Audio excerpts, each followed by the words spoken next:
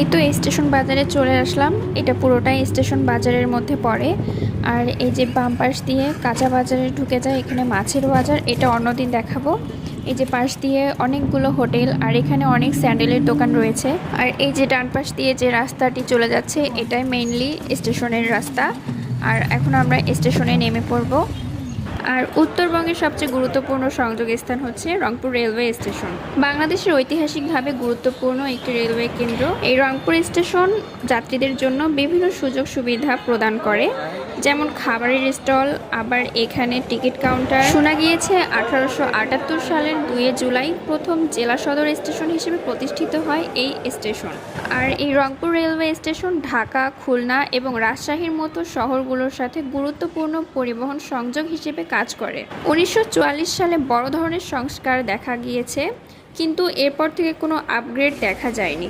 আর এই স্টেশনে রয়েছে ছোট একটি জিআরপি থানা, তার সাথে রয়েছে একটি ছোট মসজিদ। এখানে কম বেশি সবাই এসে নামাজ পড়ে। এই রংপুর স্টেশন যাত্রীদের জন্য বেশ সুযোগ সুবিধা প্রদান করে। খাবারের স্টল, এখানে অনেক ধরনের খাবারের দোকান রয়েছে। আর রংপুর শহরের চা পানের দোকান একটু বেশি, কারণ এখানে চা পান খুব বেশি চলে। এবং তার সাথে রয়েছে বিশ্রামাগার, এখানে অনেকগুলো ফ্যান দেওয়া হয়েছে।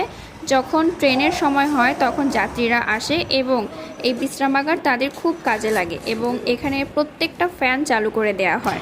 এই যে ডান পাশে বিশ্রামাগারগুলো রয়েছে, এখন মেবি বন্ধ, তেমন একটা খোলা নেই। আর এই পাশটা হচ্ছে স্টেশনের শেষের দিকে।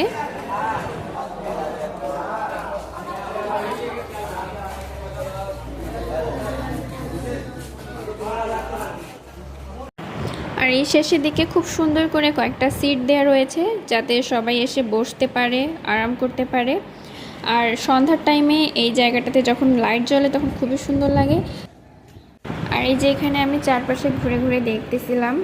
আর এই যে আমার পেছনে তেলের ডিপো এবং মালবাহী গাড়িগুলো দাঁড়িয়ে আছে, কি সুন্দর করে, দেখতে খুবই সুন্দর লাগছে।